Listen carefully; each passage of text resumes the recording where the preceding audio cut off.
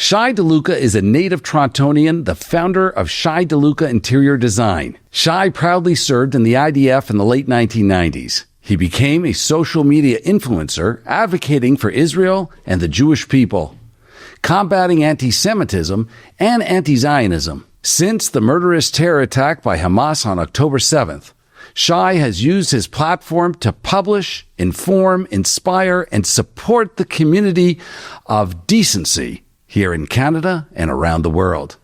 I am Israel Ellis, and this is The Unfiltered View. Thank you for watching and waking up. Our currency in this world of independent media is your engagement. Don't be shy. If you appreciate the effort of this podcast, please subscribe to the channel. Share this episode with your network and like it if you do like it, and comment. Your feedback is important and helps me to learn. To say he has put himself out there is an understatement. So many levels, on so many levels. So many. He is a fellow seeker of the truth. We live in a time where staying silent is not an option. We are surrounded by the missteps of our government leaders, and the volume of anti-Jewish sentiment is increasing at an alarming rate. There has been a surge in false news and incitements to violence. From this seat where I sit, I am afraid that we seem to be living in a world gone mad. I agree. Shai DeLuca, welcome to The Unfiltered View. Thank you so much for having me. Who is Shai DeLuca? Wow, that's a loaded question. Who is Shai DeLuca? Well, by profession, I am an interior designer. I am Israeli. I am also Canadian.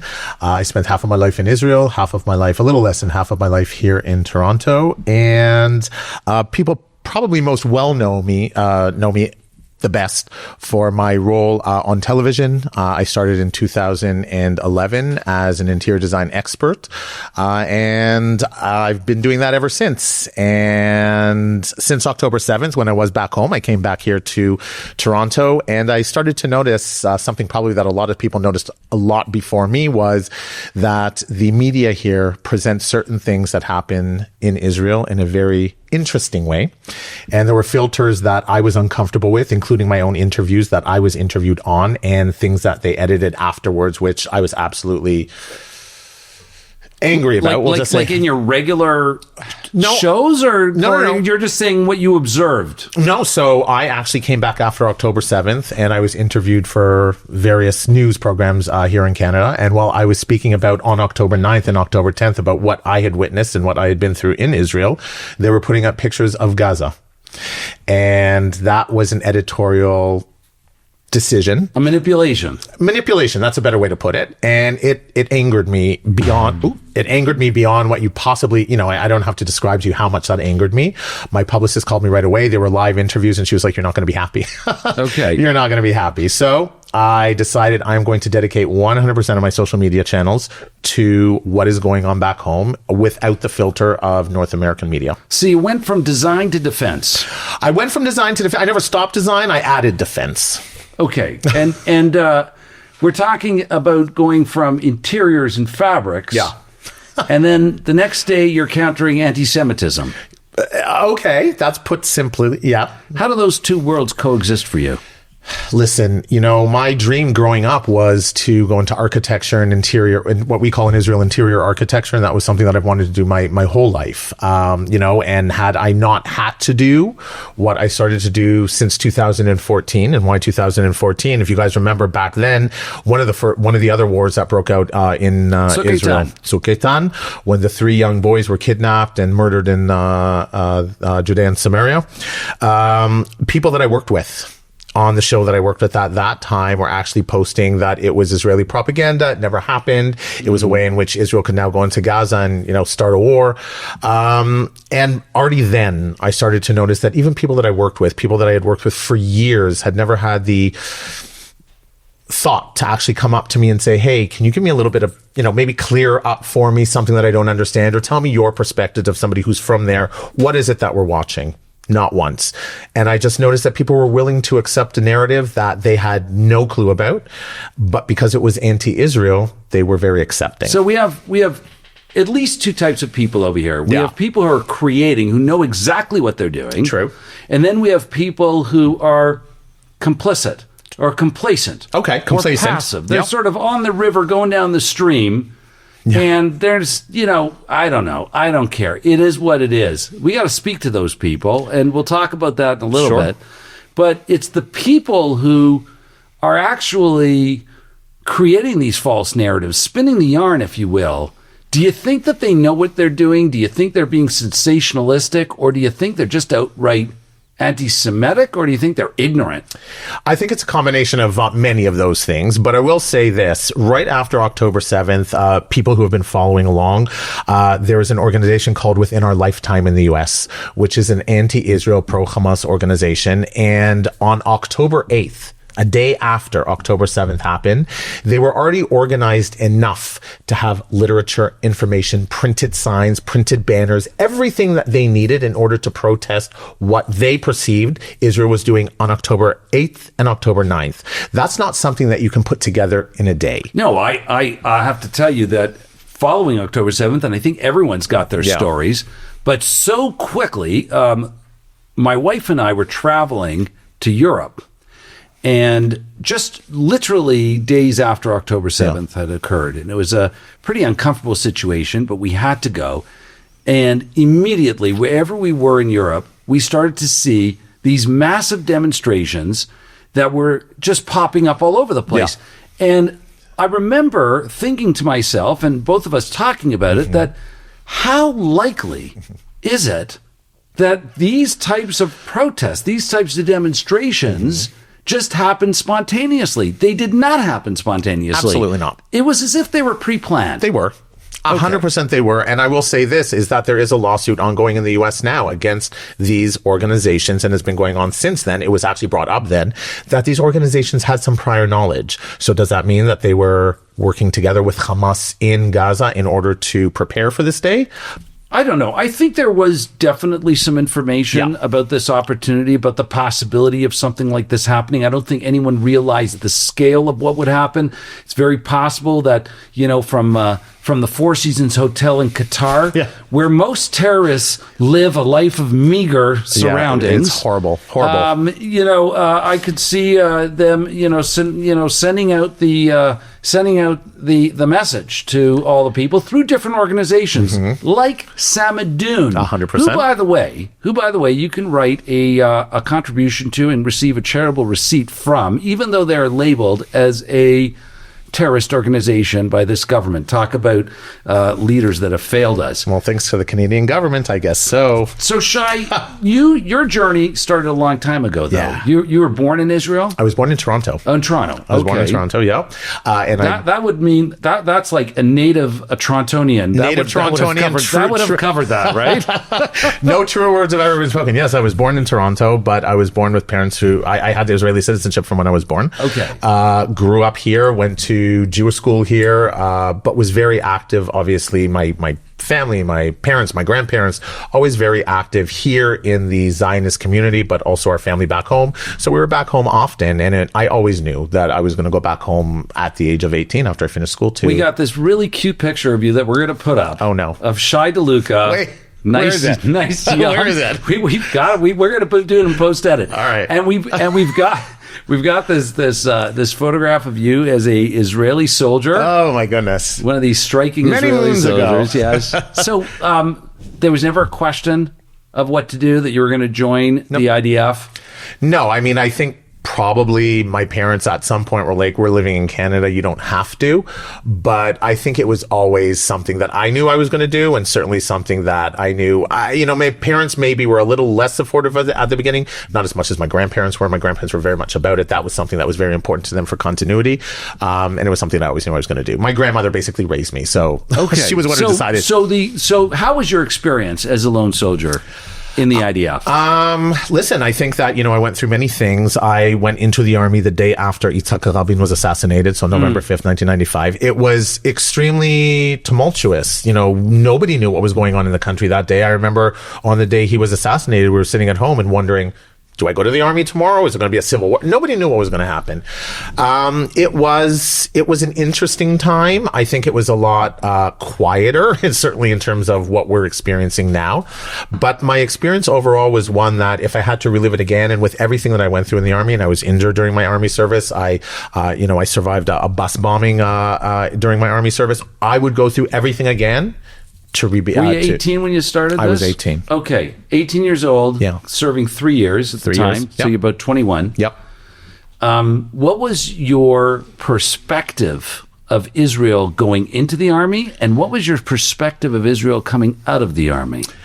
You go into, as much as you're prepared and as much they try to prepare you for what you're going to experience when you're in the army, I don't think anything prepares you for the actual reality of it.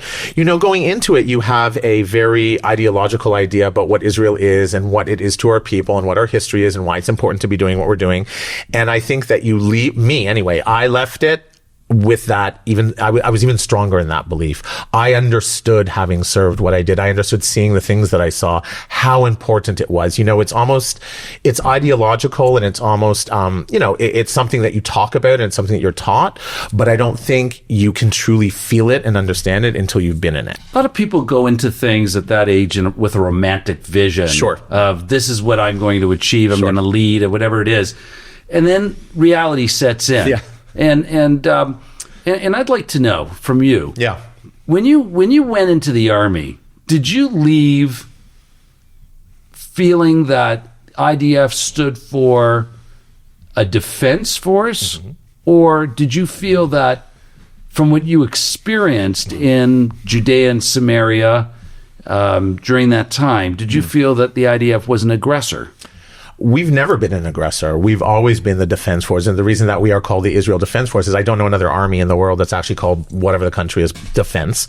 Most militaries are militaries, but Israel specifically calls the Israel Defense Force, and is because we defend what is rightfully ours, nothing more, nothing less. I can't think of any situation in any big war that it was Israel was the aggressor, including the 6-Day War, that Israel simply attacked first because of the military and not the intelligence that we had about the attacks that were coming on us. So we are absolutely a defense force. And, it's sad to see so many try to skew what the IDF is today, whether they call it, all the other acronyms that they like to use for it. We are 100% a defense force. Are you allowed to talk about what you did during your time in the army? Absolutely, yeah, I can. So I was a combat engineer in Unfiltered, which is combat engineering. Basically, my role was Lefales Drachim, which means to open up the ways. So I like the way you said that. Can you just say that again? Lefales Drachim. That's great. Okay, go ahead. It means to open the way. So basically, anything that has to do with explosives. What you saw right now in Gaza, in Rafiah, was my brigade, which was in Rafiah, which was in Gaza from much of the latter part of the war. So anything that does with explosives, anything that does with being able to create a movable or a passable terrain. So if a tank needs to go over, let's say, something in the ground, we need to be able to build bridges. Hence engineering. Right. In the old days, when there were mines, we would also be responsible for detonating and taking apart the mines. Did you work in the minefields. south? Did you work in Gaza? I never had to go into Gaza. So our Ugda was in Judea and Samaria, in the Jordan Valley. I was on the northern border with Lebanon, but I never had to serve in Gaza. In the late 1990s, there was an Israeli population inside of Gaza. We had settlements inside Gaza up until 2005. Correct. 2005, Israel ceded control and autonomy to Gaza, to the Palestinian Authority. That lasted all of about a year. Sure, exactly. And really at great controversy. It was a hugely controversial issue. I remember Ariel Sharon, who was the one person that I think that, I was quite shocked, actually, that a former hard-nosed general of the Israeli army saw this as a pathway to peace. So Israel really sacrificed quite a bit to make this move. How did you feel when that was announced? come from a traditional family. We're from the south, about 12 and a half kilometers north east of Gaza. I'm from a small moshav. So my family was always very traditional, always had more right-wing views, certainly in Israel, Likud, Machal, that's what my family was. I didn't ever have that connection to Gaza, although I understood our connection to it. I remember the day that they dragged the Israelis out of Gaza, and I remember it was awful to watch. It was horrific. It was horrific to watch. Yeah. You know, it was devastating to watch. It was devastating to watch the families be ripped away from their homes, seeing their homes, their whole lives being taken away from them for the betterment, or what he hoped to be the betterment and of. It wasn't like the occupants, who were now the new tenants of that area, treated anything with respect. They destroyed everything immediately. You know, that was the interesting part, is that people will say to me all the time, well, look at what Gaza is now. And I will remind them all the time, we left Gaza as it was when we lived there. Not only did we leave it, we said, we will teach you how to agriculture. There were greenhouses. Everything, all of that. I mean, they immediately destroyed anything to do with the life that was, and they immediately went into the life that is, and that has just not changed. They could have been completely self-sufficient had they left everything that we had left for them and learned how to be self-sufficient. They decided to go on a different path. I had a conversation today with a gentleman by the name of Richard Falk. Okay. Not a friend, not an ally, and it seems that last month the conference on Gaza, some kind of conference, and I love the labels that they give to these conferences, like the moment of consciousness or something like that. They come up with these words around. Gotta have a catchphrase. They have a catchphrase, and they managed to find this one white Jewish guy, okay, to come on and to make a speech about genocide in Gaza. And I asked Richard this morning, I said, Richard, $1.6 billion a year was UNRWA's budget. $350 million a year in suitcases of cash was flowing from Qatar. What did they do with all that money? Where did the money go? He tells me I'm not privy to that information. But the whole world is privy to that information. But he knows enough information to commit himself to accusing Israel of genocide. 2014 was following the we talked about it, the Tzuketan War. It's actually something I remember very well because it was when my son joined. And I wouldn't talk about his service at all, except it's all over the internet on the Maple. So we'll talk about that as well. Number 14. Number 14 should have been one, but number 14. and a number of failed deals brought us to 2014. It wasn't the first deal, and it certainly wasn't the last deal. But since 2005, just to bring everybody up to speed in terms of the 9 years between that period of time, is there was, first of all, internal conflict in an Arab region. I don't know, but there was this vacuum in leadership, and the Palestinian main political branch organization is called the Fatah, and the Fatah at the time were being thrown off of roofs and in Gaza, and eventually through this democratic political process, which was wonderful. Hamas eventually took over, and after this bloody divide. Immediately, Hamas started manufacturing missiles, started attacking communities like Sderot. The missiles started becoming more sophisticated. The tactics started becoming more aggressive. And so Israel would try to have negotiations through moderators. And each time those ceasefires that would be established were broken by Hamas. Obviously, how would they break them? They would kidnap somebody. They would go ahead and launch missiles our way, and they would try to attack Israel. What is a poor country to do when you get attacked? What is a poor country to do? 2014. Tzuketan. you started at that time. That's when you started your social media influencing. You just had to speak out. And we talked a little bit about why. Yeah. How has that gone? Now we're in 2025. What have you done over the last, since 2014? How have you changed? How has it changed you? What has sort of been your journey? So in 2014, I was working for the station that I was working before where I am right now.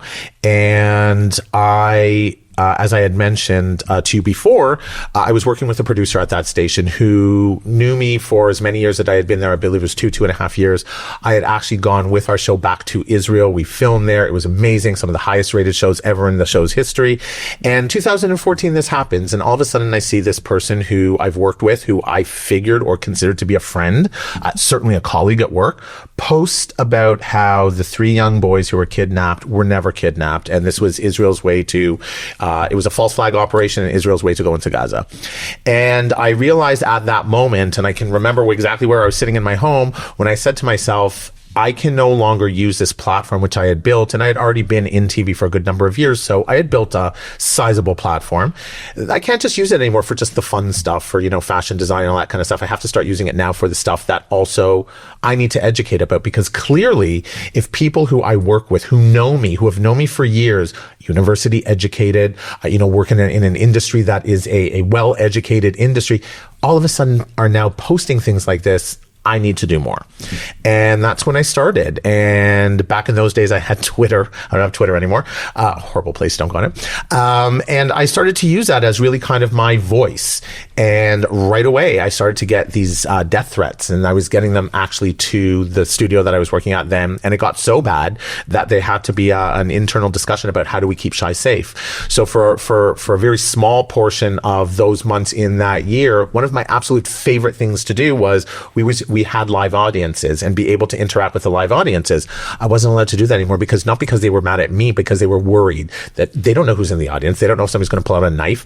I didn't park anymore in the studio parking lot. I parked further away, and then someone would come and get me if it was the winter, so that nobody knew where my car was. It got that bad. And this was in 2014.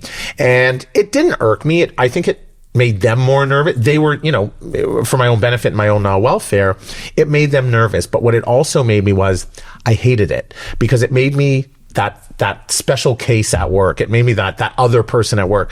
When Shai's here, we love it when he's here, but we have to have the special security. He can't be with the set.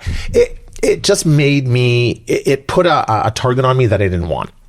And a lot of people said to me at that time, progress, like, don't talk about it, talk about what you do for work. And I couldn't because that's not who I am. It's not who our people are. It's certainly not who Israelis are. And when we see people spreading misinformation or disinformation, up to my last breath, I will fight back.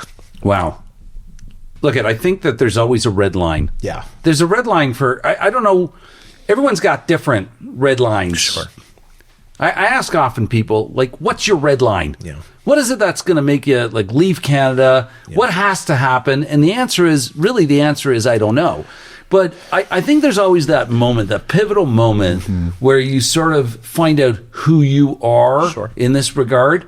And that was your moment, and where you could not remain silent. Correct. Where you had to, like, speak up. Correct. For me, I've had a couple of different moments in my life, but really, what was your pivotal one? Well, I think October 7th was for sure my pivotal moment of my purpose. Sure. And it was like it was kind of a strange series of events. So of course, having a son in the IDF who was called up for service, and at October 7th, really it terrified my wife and I what was going on. We really thought a lot about it, and it was something, but we were also traveling in Europe quite a bit during that year, and for business. And we eventually made it to Israel. We were supposed to come to Israel sooner, and we were asked, our son was like, please don't come, right? Please don't come. I don't need to worry about you, right? Don't come. So we eventually, I think it was in December, we ended up in Israel, and we ended up staying for several months. Okay. And so the first thing I wanted to do was I recognized wherever I traveled, everyone asked the same question, 3 words: how? Yeah. how did this happen? How did people not know it was happening? How could the country allow it? How did the world allow it? Didn't everyone know? Like, how could such a colossal failure happen? And how could this happen in today's day and age? Not just how it happened, but the barbarity, the extent of the barbarity, the inhumanity, and the indecency that happened at that point. And I started hearing a lot of this. And then the other thing that started happening is when we got to Israel and I started to listen to people, I was wondering what I could do. And I would just, Israel, cafes, right? You sit down, you have a private conversation. Someone 5 tables over comes in and gives their opinion, right? So people wanted to talk. And what I realized was, at first I was sort of like, I wanted to respect privacy. If it wasn't Yakovela, who worked at the vegetable stand 3 doors down, who was from Sderot, who managed to escape with his father and ended up opening up this beautiful little store. I used to sit with them in the mornings and have coffee. And I used to go around to cafes and we used to talk, and people really wanted to talk. That's what I discovered in Israel, is that people wanted to talk about what had happened. But the other thing is that I still couldn't imagine what happened. And so one morning I woke up and I went down to the border with Gaza to meet a friend of mine who is a ER doctor and was serving at the time. And I emailed Ori and I said, listen, can I come down? Will you show me? And he met me down at the near Nachal Oz, right? And we went to one of the places where it was broken through the fence. And together we walked with a few of his guys from that right up to Be'eri. Wow. And I wanted to see, first of all, how long would it take to have a casual walk to get to Be'eri? Well, it's under 2 kilometers. And so at an okay pace, I think it took us 37 minutes. Okay. So first of all, I'm imagining now, and I'm looking out, and I'm seeing it now. Now I'm seeing, in my mind, I'm seeing thousands of terrorists streaming across, and we walked, and what we met with in Be'eri was the most chilling of sights. It was a tarped area over a children's playground, and there was doctors, rabbis, and anthropologists there, and they were sifting through ashes, they were sifting through rubbles, and they were doing DNA testing so that a terrorist, God forbid, that a terrorist should be buried with the remains of a Jewish person. And this, with that tarp over a children's playground, this just affected me. And I went home that evening, and we had an apartment in right by the sea there, beautiful area. And I went home, and I got up in the middle of the night, literally sweating in a cold sweat. Cold sweat gives you chills. Yes. Okay. Yeah. And I started to cry. Yeah. And I went out on the balcony and I just screamed, how? And then I said the Shema Yisrael, listen, Israel, where are you, God? And I just wanted to understand, how did this happen? And so that's what the book is based on. The book is based on 7 observations that I make with respect to leading up to and post October 7th. That's my wake-up moment. Okay. That's what happened to me. And I thought, okay, I'm going to write this book. I didn't want to write the book. I wrote it, published it, started this podcast. I have interesting guests like yourself. I get to meet some people. Good for you. But that was my moment, and everyone, and I believe that many people have their moment. Absolutely, I agree with you. October 7th. Yeah. How did that wake you up? I was back home in Israel. Ricky and I were back home, and now I'm from the south. Rockets over my head. I don't even wake up to the red sirens anymore. It used to be an alarm clock for me. It doesn't even do that to me anymore. But we were in Tel Aviv, in our apartment in Tel Aviv, which is not on October 7th. On October 7th. Okay. Which is not very far from Shuka Carmel. It's the southern know central the area part. well. You know the area well. And we woke up that morning, and actually Ricky woke me up, and he was like, "What is that noise?" And it was the red alert that was going off, and I was like, "Oh." So I said, don't worry about it. We're in Tel Aviv. It's the red alert. It's fine. It was Simchat Torah. We were looking outside. I saw, obviously people who were going to synagogue didn't have their phones with them. So people, as in Israel they do, the religious people are asking the non-religious people, what are you seeing on your phone? What do we have to do? And all of a sudden on my phone, I have an Israeli telephone number. When I go back home, I started to get these push notifications to my WhatsApp from numbers that I didn't recognize. And they were videos coming out of Gaza. And somehow the Gazans or the Hamas, whatever they did, they found lists of Israeli phone numbers and were just putting push notifications of what was coming out of Sderot. And that's when we saw the first trucks, the white trucks with the terrorists on the back, the pickup trucks with the terrorists on the back. And I looked at Ricky and I said to him, no, this can't be real. I was like, this has to be like this is directed, this is produced, there's no way this is real. Not until did I get phone calls from Toronto. My contractor, who's Israeli, called me and he's like, are you watching what's happening? I said, wait, is it real? He's like, it's real. And my family's in the south, so that was the first call that I made. And they're religious. They didn't answer the phone until I kept calling, and finally one of my cousins answered. And she's like, no, we're in the safe room, we're fine. But we didn't know what was happening. And it was just so nobody knew what was happening. The people were walking in Tel Aviv as if it was just a regular red alert another day, because we didn't know until we did know. And we were set to fly back that day on the 7th. We were there for a wedding for a week, and we were supposed to go back that day. And I remember I called the airport and I was like, is the airport open? And they're like, well, it's going to be closed for a certain amount of time. We'll let you know. The cab driver who was supposed to pick up us called and said, there's a lull in the fighting or in the rockets. We'll be able to take you to the airport. And I thought, we're never going to take off. I was like, but we might as well go. We got into the cab. From our hotel to the airport, which is maybe a 20-minute drive when there's no traffic, I can't tell you how many times we had to get out of the car, lay down on the floor, because the rockets, the sirens, it just kept going and going and going. And as I had never in my life, in all the 40 plus years, never in my life have I ever been in a situation where the red alerts was so one after the other. There was always a lull. There was always, a quiet in between. This was just one after the other. And coming towards the airport, which many of them were saying, they were trying to aim for the airport, to hit the airport. My concern was, we're now in the airport. If this is a target, is that why we're hearing? Because on the radio from the cab, you hear Lod, which is where the city that the airport is. Get on the ground. You have, 15 seconds, get on the ground. So we were out in the streets. You see people out in the streets laying on the highway, just waiting for the red alert to stop. And it doesn't. It stops and then another one goes. It stops and then another one goes. So finally we got to the airport.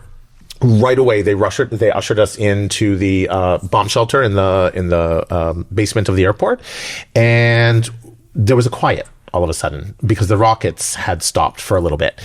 And they said, okay, we're going to let these flights out. We got onto the plane. We were the last plane that got out on that day. And I remember, like it was yesterday, I have flown that flight more times probably than I can count, or more times than I can remember. When we took off, this is a big Air Canada, it was one of the last Air Canada flights, big Air Canada flight that went out. The pitch of the flight that took off was so steep. And Ricky looked at me and he's like, why are we like this? And I said, they're trying to get out of rocket range. And all I was doing is looking out of the window, because I was looking south of Gaza, and I was just waiting for the terrifying. It was terrifying. You just see everybody there white knuckling it until you get over the Mediterranean, and then everybody calmed down. It was crazy. And you still had no idea of the gravity of the situation. I immediately put Wi-Fi on my phone, which was the biggest mistake. Yeah, sure. Biggest mistake I ever made, because it was just inundated, and my family, and where are you? And just going back, literally that entire flight, I usually sleep, I'll knock myself out. That entire flight, I don't remember putting my phone down, and the entire plane. No, it must have been horrible. Yeah. Quiet. You've been on planes to Israel? Yes. Very loud. We're loud people. Yes. Quiet. It's not just the person 5 tables over, but at the back of the plane. You could hear has them. To come. I don't think you get an opinion about what are you watching? Pin drop. Yeah. When did you go back to Israel after that? The first time I went back was November. So what I wanted to start doing is I came back, I did the media interviews that I did, and I just felt like it wasn't enough. And I felt like I needed people to see it, to witness it, to know what it was. And you went to Nova. Went to Kfar Aza, went to the other kibbutz in the area. And I wanted to be able to, this was still right, it was a month and a bit after I wanted to bear witness. Yeah. But I wanted also, because I started to use my social channels for that, I wanted everybody to bear witness. And I remember the first time that I was there, again, I was in Antisemitism, the sounds of bombs, it doesn't determine. I spent 3 years doing that. So it didn't scare me, but walking through and just hearing it it was just so emotional because we were in the kibbutzim before they did the cleanup. So now you can go back, and there are some kibbutzim that you can go into, and sanitized and it's almost museum-like. A few interviews I've had, and including one I had today, and as well as the response to my book by a publisher here in Canada, responded that the events of October 7th are still to be determined. By who? And that the wait by who? Well, hold on. Are still to be determined by media or whatever. And the beheadings of babies, the rape of women, is not substantiated. Today, in an interview, when I brought up the events and what I experienced, what I witnessed when I went to Be'eri and when I went to different places, of course, maybe not as soon as you had gone. The word that was used, and I almost fell off my chair, was these things are exaggerated. Exaggerated. I want your response to hearing what I just said. Exaggerated. You know, this is 2.5 years later. This isn't the first time I've heard that, as you probably imagine. I used to hear that, and I used to fly off the handle. I've broken a telephone. I threw a phone once when someone said that to me. I was so enraged by the fact that not only did it happen, but now you're trying to deny that it happened. I used to say to people, at least the Nazis were proud of the fact of what they did, and they were putting it out there for everyone to see, like Hamas. You guys are now trying to say it didn't happen when people are still... The perpetrators had GoPros. And in real time... Part of their whole strategy in real time was to show the world what they were doing. And yet, this evidence, this truth, this reality is disconnected from people who want to say, no, they want to minimize it. They want to call them resistance fighters. They want to say that there was a reason. They want to give excuse for it. Sure. Why can they not just say, regardless of their opinion about Israel, regardless of their sentiment of the politics and what's happening in the region, why not just say an atrocity was committed, people were murdered, the events of October 7th were undisputably horrible and against every kind of morality, and yet they cannot say it. People hate Jews. Listen, it's So you think it's anti-Semitic? Oh, I know it's anti-Semitic. I'll tell you something. I was privy. I was allowed to see, because I work in media, I was allowed to see those GoPro footage, the ones that they were only releasing to media at the very beginning. I didn't know if I wanted to see them because I knew what I was going to see. I had seen enough from the things that were coming through on social media. I didn't know if I wanted to. I did. On my phone, way back when, I still have a video of that young woman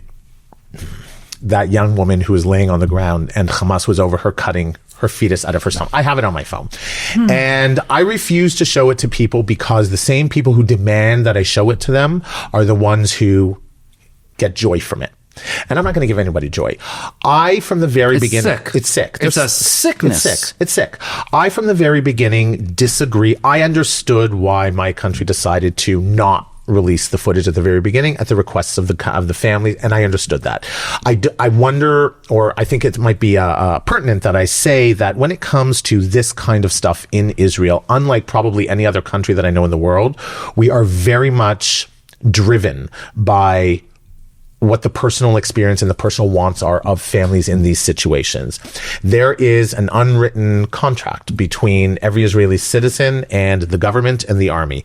If, God forbid, something should happen to you while you're doing your service, really what the families wants, first of all, is number one, responsibility is to get that person back, dead or alive. Number two is we very much look to the family of what are you comfortable with? What are you okay with us putting out there? And at the beginning, I understand the families were, and as much as I thought this is a bad move politically, and I know it's a horrible thing to say, it was a bad move politically because I think we went far too long without explaining our side. And slowly it started to come out, and slowly the families were like, okay, we understand now why still until today, there are certain families that just don't want it out. And I can't argue with them. I would never, ever have the audacity to say to a survivor family, you were wrong, you should have. That is your decision to make. However, I understand where it kind of kicked us.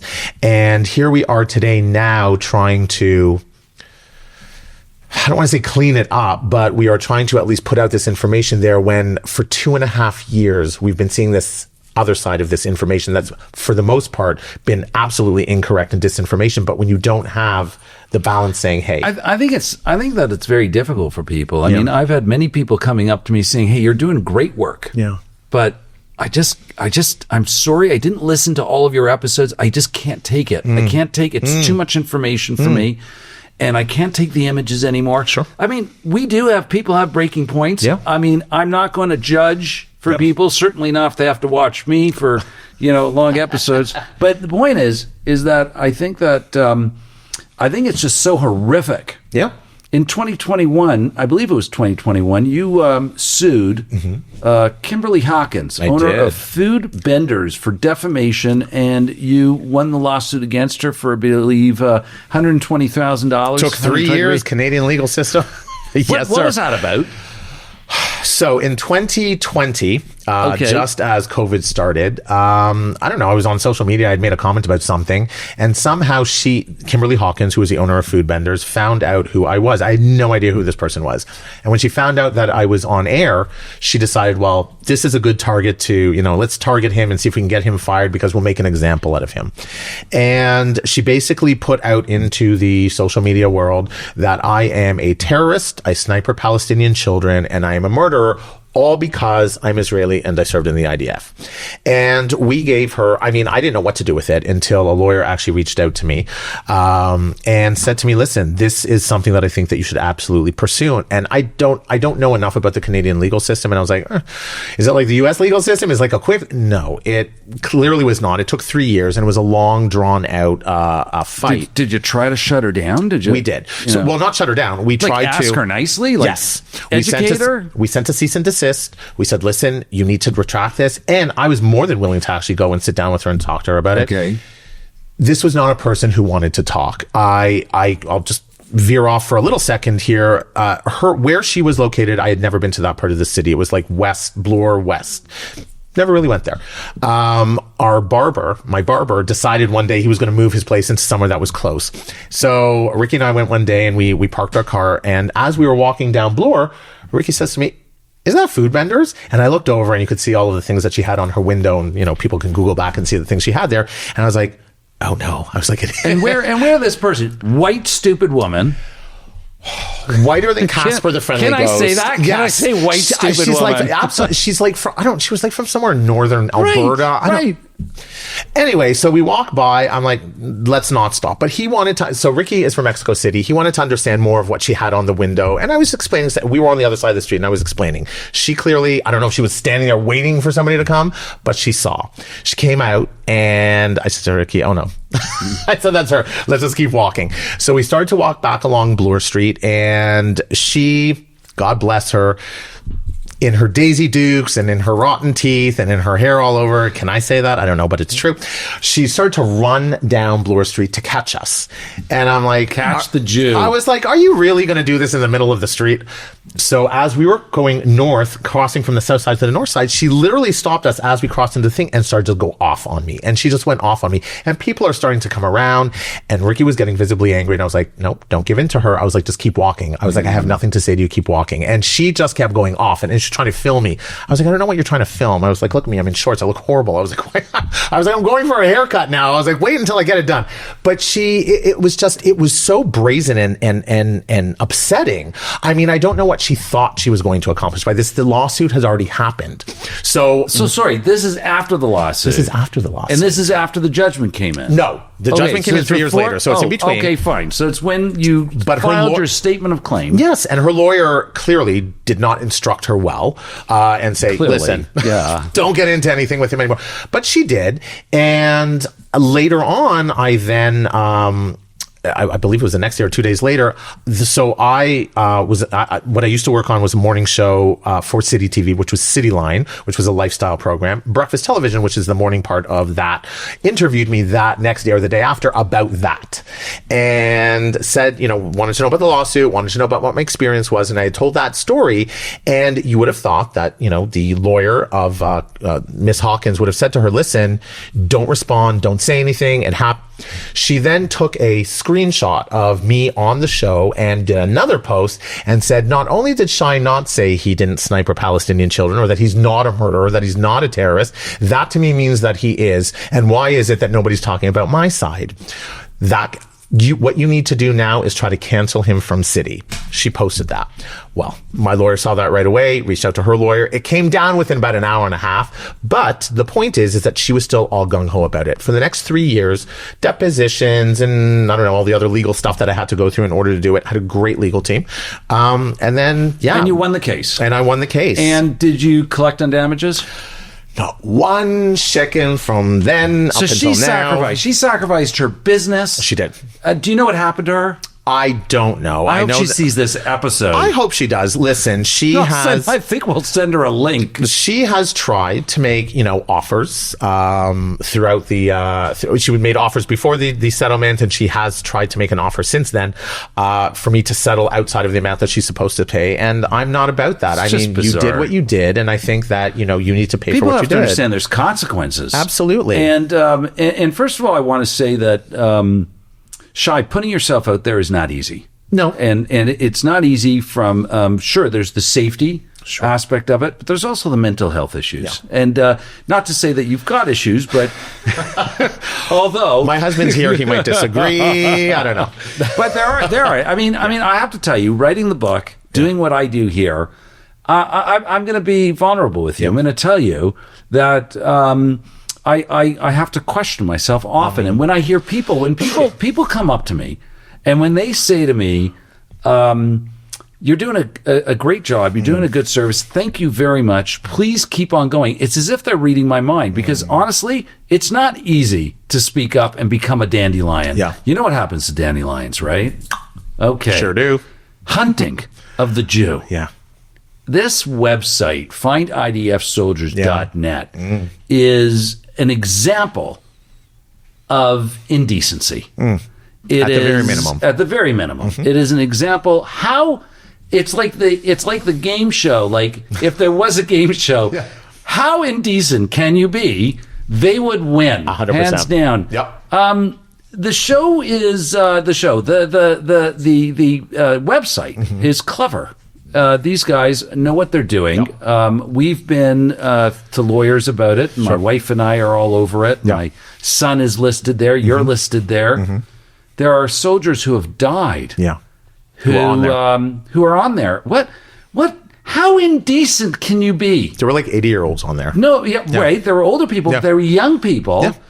One boy was from Vancouver, another from Montreal. I don't want to get into too many details, but to do that to the parents, to drag up that kind of pain, there's a special place in hell for this guy. I hope so. And so here's what I want to say. I've talked to a lot of people about this site, and sure, they've been very clever. It's all public information. Sure. However, I believe that there is legal recourse here, and I don't want to say much about what's happening. Sure. I don't know if you're involved. I believe you may have been contacted and if anyone is out there right now who is a IDF soldier, a lone soldier who has been mentioned on findidfsoldiers.net and you're wondering what to do, please reach out to me. I will give you the name of attorneys to speak to. I will let you know exactly what steps you can take. We need you to become a complainant.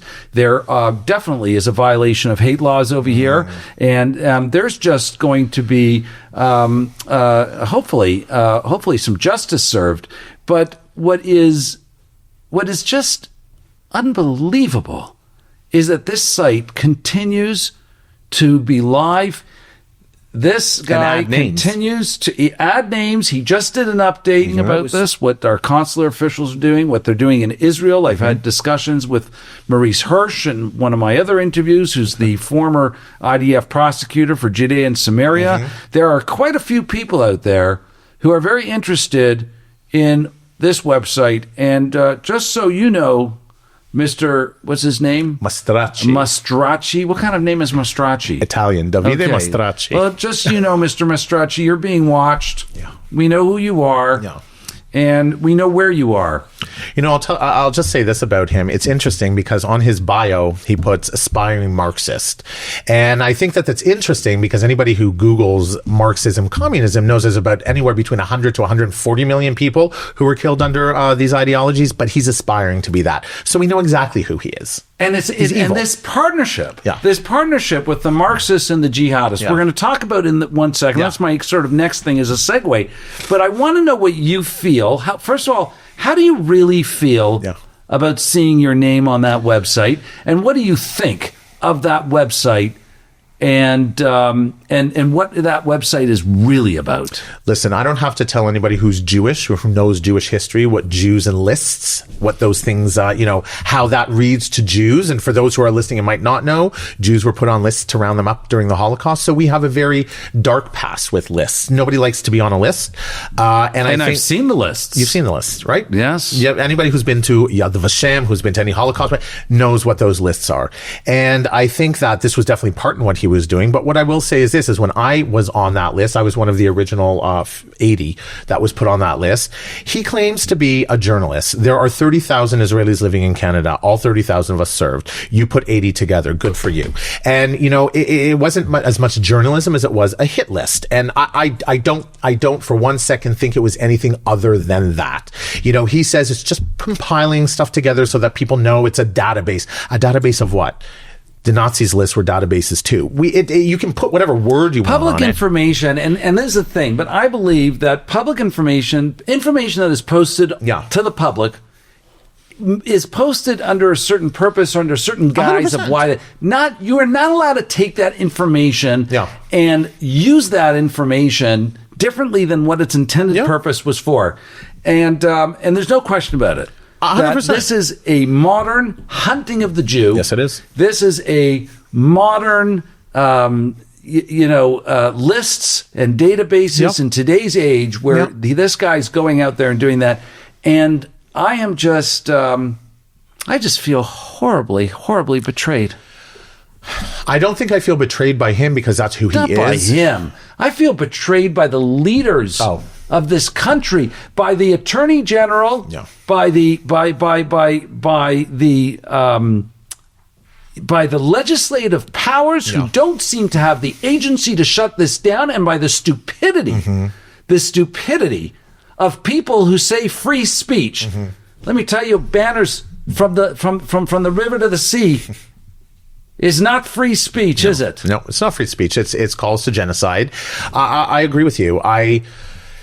We started before we started to record. We spoke a little bit and we were talking about, people having ideas or plans of things that they might need to do because of the situation that's become, that's happening here in Canada. And I will tell you, this is not the first time, certainly not since October 7th, even before October 7th, where Jewish people that I know, Jewish communities that I know, people within my own family who live here have their exit plans. And we talk about exit plans. I never thought in 2025, Jews would have to talk about exit plans from Canada. I can't believe we're having that conversation. Just back to this point, there is an asterisk by the names of certain individuals on that website, and that asterisk is meant to indicate soldiers who have gone back and served since October 7th. How disgusting. Talk about bullseye. Well, we'll talk about putting a target on people's backs. Right. I mean, it's clear as day what he's trying to do. And we see what these types of sentiments and these types of lists,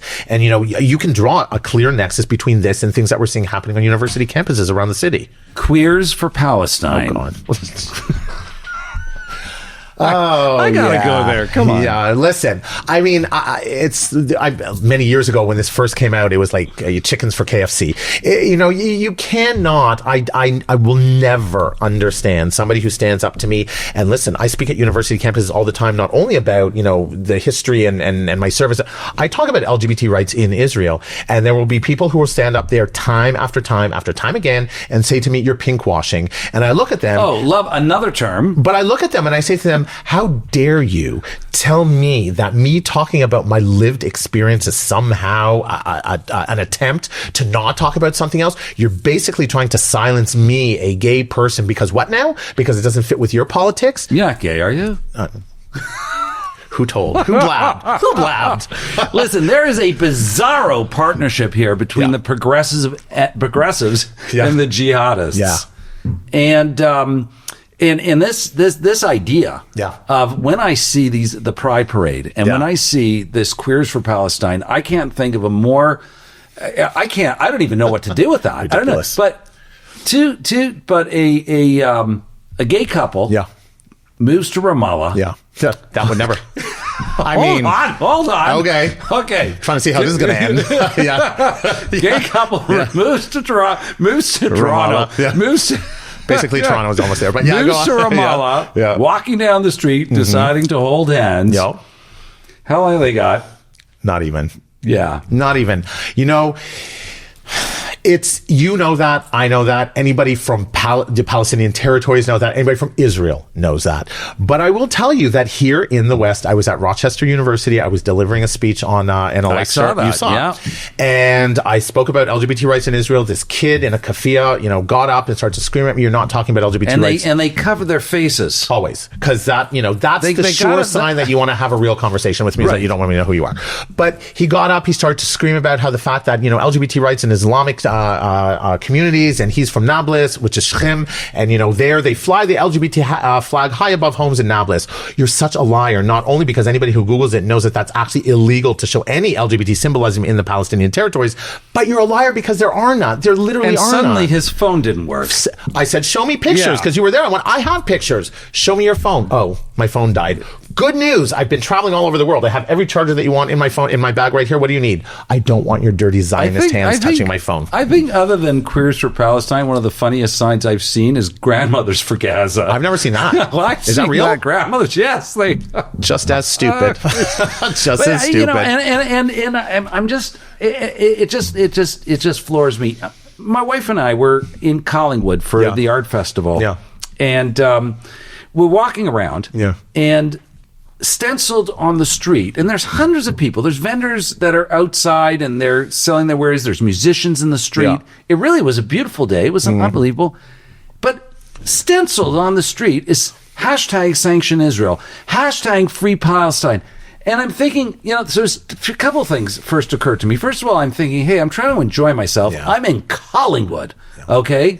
I'm like thinking to myself, I'm like, this doesn't belong here. And no one's saying anything. Was that in the summer? It was in the summer. I saw that. And no one was saying anything. So I go up to a booth. It's a city booth. And I say to them, and right under the Collingwood sign is 339 Israeli bullets and killing children and stop the killing of babies. And I'm like, and we're going to show that on screen. Yeah. And I go up to a city official and I ask her, "What is this about? Why is this here?"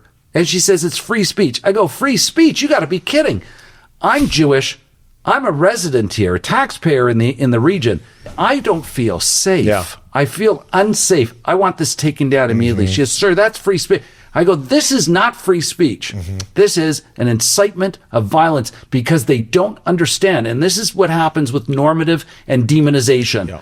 They do not understand the power of the propaganda. They do not understand the subversiveness of anti-Semitism. And I feel that anti-Semitism in Canada has risen to a point I've never seen it before, and maybe I'll admit, I mean, the last major anti-Semitic brawl, if you will, that I hear about is Christy Pitts. Okay, yeah, but I mean, this is a long time ago. I experienced one anti-Semitic event when I was growing up, and I was walking in a park. I was wearing a kippah, And these kids came up to me and grabbed my kippah, and they put it on fire. I think I was about 7 or 8 years old, and I was walking in the local school, elementary school playground. Crazy. And that's what they do. They attack children in playground. I didn't even think about it. Yeah. Okay. Nothing has changed. I don't even think about it. But the point is that I've always, maybe I feel entitled. Maybe we're entitled. I feel that I have a right to be in this country just like anybody else. I'm third generation Canadian. Contribute. Yep. At one point, employed over 600 people here. Yep. And I feel, hey, I've got a right to be here. I have rights, and I think the key is rights. Yeah. Because what did the Nazis do under the Nuremberg laws? They took away the rights, and they did it with laws, and it started out with Goebbels' propaganda campaign to normalize and demonize the Jew, to create a moral indifference. And this is what society in Canada, they just don't get it, of what they're being manipulated. Their moral judgment is being manipulated. And that is happening inside of this of the rise in anti-Semitism. What's your thoughts about that? You know, Montreal, listen, there are a few cities in Canada that it's really bad. I think it's all over the country, but it's really bad. Montreal, Toronto, Vancouver. Montreal, the New York Post, I believe it was almost a year ago, voted Montreal the most anti-Semitic city in North America. I mean, wow, that's something to be super proud of. That was still under Justin Trudeau. Still, nobody said anything about it. There's a useful idiot. Right. There was no... Sorry, comment. Did I say that? No comment. So there was, this came out, and I just thought to myself, my goodness, if we're getting to the point where the city is being voted the most anti-Semitic, how bad is it? And I will tell you, I have traveled across this country, and I have traveled across this country pre-October 7th, post-October 7th. What we are seeing happening here in Canada, what I will say to viewers and listeners is this: look to Paris and London, and that is your future. So there is I've tried to understand how these things could happen, how protests could erupt in middle of major streets, how someone can go up to a police officer in front of Zara's at the Eaton Center and say, I'm going to take you 6 feet under. I know I've showed this clip. We're going to show it again. And that the police officers are just dumbfounded. Yeah. No charges are laid. No convictions have happened. How does a group of people who don't even go to the university encamp at University of Toronto and hold vigil there for I don't know how many days, how many weeks, and even months, with like barbed wire fencing, fencing around their encampment, threatening anyone that isn't Palestinian to come in. And the only thing I can say is that there is zero agency. It just seems to be zero agency. And then I was talking with Mark Milkey, who is a founder and fellow of the Aristotle Group, and I said, and he says, no, there's hate laws. Hate laws exist. And they're just not being enforced. And because of leadership not providing the agency, and I've met police officers crying. Oh, I was going to say that. Yeah. Telling me there's one police officer who spoke to me in private, clearly in private, who told me, I know it looks bad, but it's not for lack of trying. We aren't given the direction. We aren't given the ability to do anything about it. And the guy started crying. It was at an event that I was spoken to. I was very touched by the situation. Olivia Chow. Okay, we're going to go there. Let's do it. Yeah. Let's do it. I mean, wow. You know, you brought up the event at the Eaton Center with that one police who was told, I'm going to put you 6 feet under. And I remember when that happened, and I remember after I was at, I can't remember, some event that I was at, that I had to have a police escort. And I asked the officer, how, and he looked at me and he was like, do you not think that police officer wanted to knock that guy into next week? He couldn't. They were given the orders that they have to try to defuse the situation. I don't know how you defuse a murder threat, but here you go. This is where we are. You bring up Olivia Chow, and listen, she wasn't invited. She didn't go. Whatever the reasons were with the Simon Wiesenthal Center, I think last week or 2 weeks ago. It was a private event. And if I'm correct, I'm not sure exactly what the event was. She wasn't invited, but then she was told that I saw the interview with Ben Balrooney and Brian Kinsella. Right. So Ben actually he's part, I'm at Global now. Great to be at Global, and Ben has his show at Global, and he did speak about it, and he said that no, she wasn't invited, but even if she had been invited, she would have never gone, because that she makes the point of not to go to those things. She doesn't come to Jewish events. She doesn't come to the raising of the Israeli flag on Yom Ha'atzmaut on top of City Hall, which, by the way, I used to go to when the previous vice consul was here. Very good friend of mine, one of my closest friends. I used to go to that. And why are they raising the Palestinian flag at City Hall next week? I understand there's supposed to be an event planned. I don't understand. Listen, what I didn't understand about that, and what I didn't understand about the whole flag raising ceremonies is that they'll do it for any country on its Independence Day. I don't know what November 17th is, or December 17th, whatever day they chose. I didn't know Palestine was a country. It's not a country, and if you were to go technically and say when did they declare independence in 1988, it was not in December. So I don't know what this is. Well, other than to say that it's just a clear provocation. I have no problem with how people identify, by the way. People that identify as him, they, who. We live in a world of pronouns and you can identify as being Palestinian. Absolutely. And if you identify as being a Palestinian and you feel marginalized because of that, I'm here to defend you. I'm here for you. But you know what?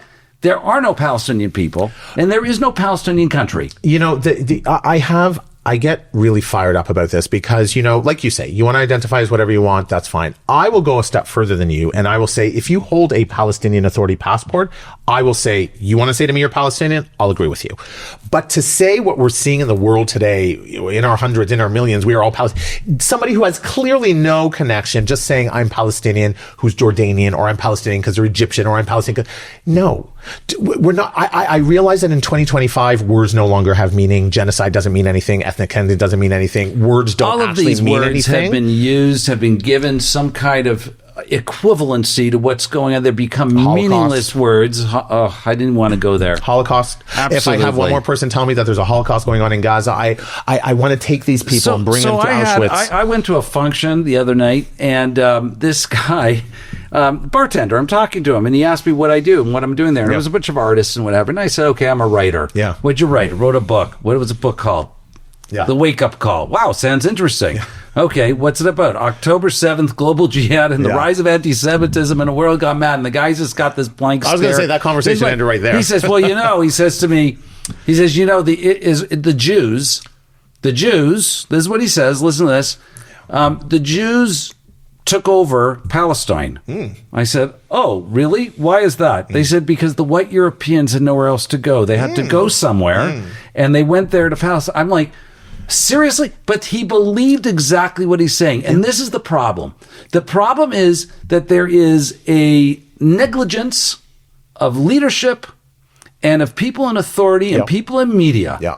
When you go ahead and you speak stupidity and you talk in terms, in absolute terms, about false narratives, and then something of violence happens because someone says, fuck it, I'll take care of it, right? Yep. That person can count themselves directly responsible for it. Like the TMU attack on November 5th. Yeah. Tell me about that. So the TMU attack, a lot of people seem to think that I was there. I was not there. No, I'm just telling you. No, I just want to put that out there because I figure you're in the know. Can I tell you how many... and by the way, I call that place canceled Ryerson, just for the record.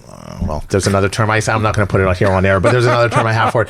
I will say that after that happened, the amount of interviews globally that people reached out to me for as if I was... I wasn't there, but I know something the people who were. Something happened at TMU. Yes. Shai must have been there. Yes, exactly. Shai brings the trouble with him everywhere he goes. So at TMU, there was a tour going on with IDF soldiers and veterans who do the tours exactly like I do. I do with some organizations. They did with whatever organization they were with, and they came to TMU to speak to students. They were invited by a Jewish group, SSI, which is Students Supporting Israel. And it was offsite. Offsite. So they wanted it on-site at the beginning, but it wasn't even the university who had said to them they have to be offsite. They just said, you know what, just for safety and to make sure that we don't have to then depend on the university, let's be offsite. So they went offsite. As they started to do this event, there was this group outside that collected outside the building. Some broke into the space where they were, broke the glass of where they were actually hiding behind or enclosed in, and thank goodness there was an IDF soldier there, because had he not been, if I watched that video back, and if it was dependent upon the Toronto police or whatever, whoever was, I mean, I don't know what would have happened to those students. It was crazy. And we're going to show a video that it was absolute chaos. And the fact is that if anyone doubts that there is an incitement to violence, an encouragement of violence, or a momentum leading to violence, I think that you need not look further, because we are getting closer and closer to an event that's going to take place here that's going to be a tragic event. And let me tell you something, it's not just about Jewish people. It's not just about people who support IDF. The thing about terrorism is that it's random. And that terrorism is going to strike, and there is no specific target when it comes to terrorism. I want to say this. I've watched every video that has come out of that from that event, and I will say that there are the condensed videos that are not. They don't tell the whole story. But what I want people to understand is this, and it's very important that people understand the order in which things happened. When they broke in, Jonathan was smart enough, because they were filming it. Jonathan was smart enough to ask the landlord or whoever was the owner of that property, "Can I get rid of them?" He said, "This is your event. We don't want them here. You can absolutely do that." He was smart enough, and I would recommend that anybody watch this video back. He looked at the camera, said, "These people are threatening me, threatening the students who are here. I am now going to remove them." The owner gave me permission, said that they were trespassing, and they had already broken and vandalized his property. I was acting in self-defense and the defense of all the students that were there. You have the right to get them off the premises. Okay. I can do this if you want from me. He was absolutely he had every right to do so. They were on private property. They shouldn't have been there. And they were also threatening. They posed a clear and direct threat to those students as well as to him. He removed them, but all you hear is the students, "Don't touch me. That's assault. Don't touch me. You're not allowed to touch us." Let me be very clear. I'm going to be at TMU on November 20th. If somebody tries to attack me, I will remove you. I'm going to remove you. So, those threats, you can't I don't know why it is that they are taught, or who it is that gives them this information about that nobody can touch it. I think there's a playbook. There must be. There are playbooks. And, I was interviewing Joe Adam George, a guy with 3 first names. And he is he's a part of the Laurier think tank, and we were talking about a report on anti-Semitism and the funding of anti-Semitic organizations, and actually the funding of the Muslim Brotherhood. That's his specialty in Muslim Brotherhood. There are playbooks out there that instruct, and back to October 7th. It is well known now. There are playbooks that instruct the terrorists on how to rape their victim and what to do with the victim when they this is how bizarre. People don't realize to the extent it is. I don't think they care. Speaking of which, let's talk about Zoran Mamdani. Okay. Speaking of playbooks and terrorists. Okay, yeah, exactly right. Actually, I went to university in New York City, so I have that connection to the city, and to see what is happening now is that's scary. That's scary. It's this progressive tidal wave on the local level. Well, what's interesting is that he was able to put out there, "I'm going to give you free this and free that and free this and free that and free this and free that." And the day he was elected, the next day he came onto camera and said, "Remember how I told you guys not to send any money? You can start sending it again."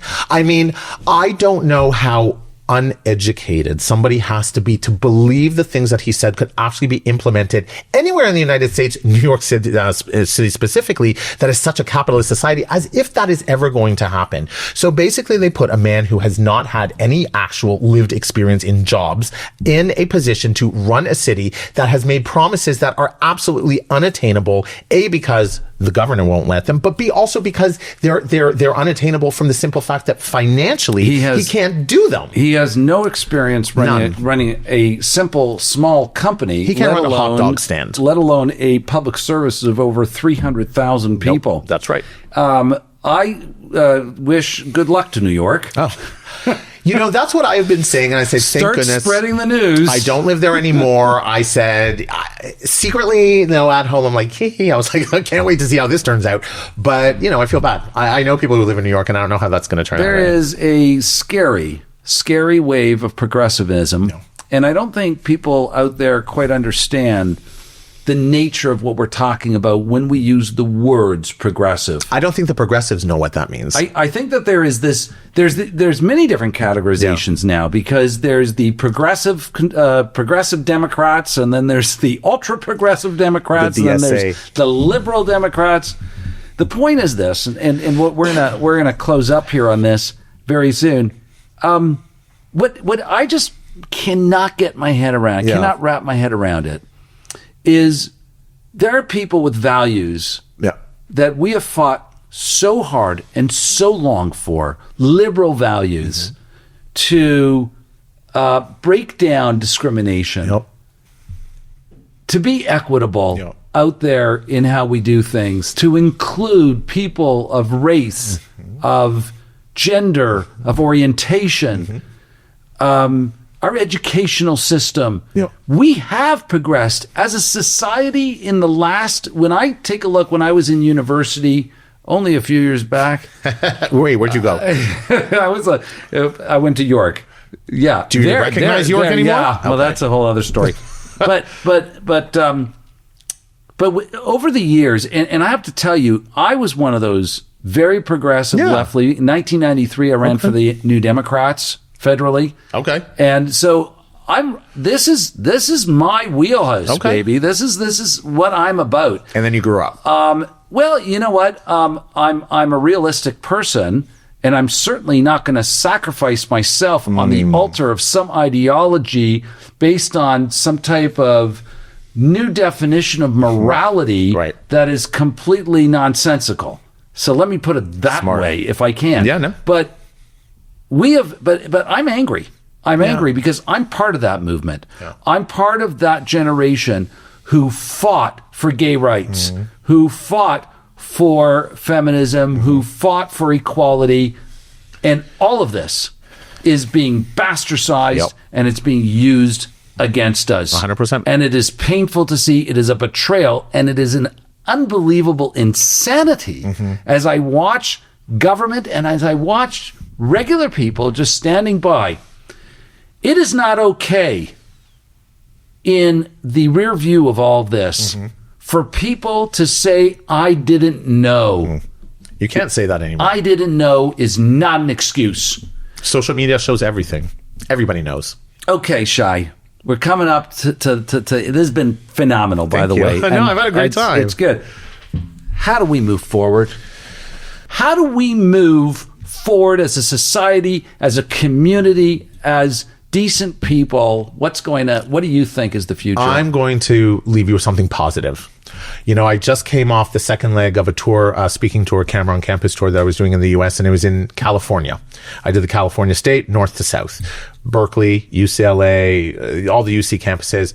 Started at Berkeley, and I had been itching to go to Berkeley for forever because, you know, Berkeley really tends to be a hotbed of these progressive, anti-Zionist, anti-Semitic ideals. And I have to say, I was pleasantly surprised, but I wasn't as pleasantly surprised as when I got to UCLA. And I say this because what I started to notice was a lot of students who, even at Berkeley, at UCLA, at all these kind of very progressive kind of campuses, certainly on the West Coast and in California, who beforehand would have been very anti me being there. I always hold a sign. I'm an IDF veteran. Ask me anything. That requires me to have security around me, as you can imagine, but it's something that I'm very proud of. And it's always caused engagement in dialogue, some bad, for the most part good. But this time, what I started to notice was something that I haven't noticed in students speaking since maybe 2016. I used to hear all the time, Israel's the problem. You know, we support Hamas, they're resistance fighters. The things that I used to hear would make the hairs on the back of my neck stand up. This time around, for the first time, and at every campus, now it wasn't all the students, still we have a majority that need to be educated, but so many came up to me and said, I want you to know something.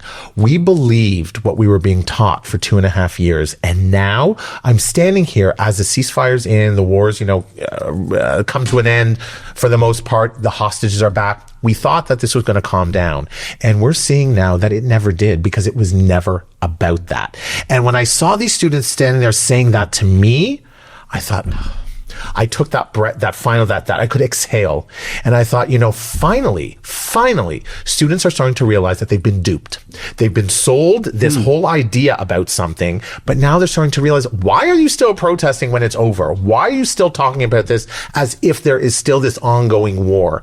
And I left there with this smile on my face because I thought to myself, finally. You feel the narrative is shifting?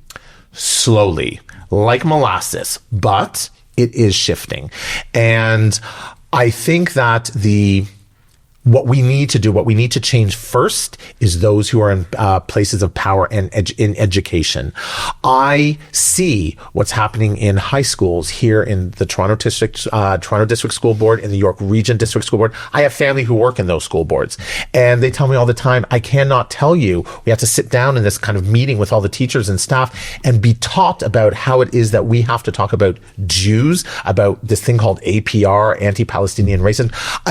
Palestinianism at its best, whatever you want to call it, whatever anybody wants to believe it, at its best would be a national identity. How can you be racist against it? That's like saying you're racist against Canadians. It's not a thing. So the idea that they try to stick this racist thing to that word is trying to once again change the definition of what that means. And I think that we have to be smart as parents who send our children to public schools. If you're in a private school system, you have a little bit more control, but at public schools, you cannot sit back and allow these teachers to spew this garbage at your children as though it is truth. You have to stand up. You have to say, this is what we need to do, and we have to start doing it from high school, not from university. We can't be silent. No, sir. We got to speak out. Absolutely. And if you feel that there's something that you need to do, that's probably because you need to do it. Mm-hmm. Shai, thank you so much. Such a pleasure. Really, really enjoyed having you today. This. I am Israel Ellis, and this is The Unfiltered View. Like us if you like it, like us. If you like this episode, subscribe. We need subscribers, absolutely. Right? Better subscribe. Shai will be upset if you don't subscribe. That's right, I will.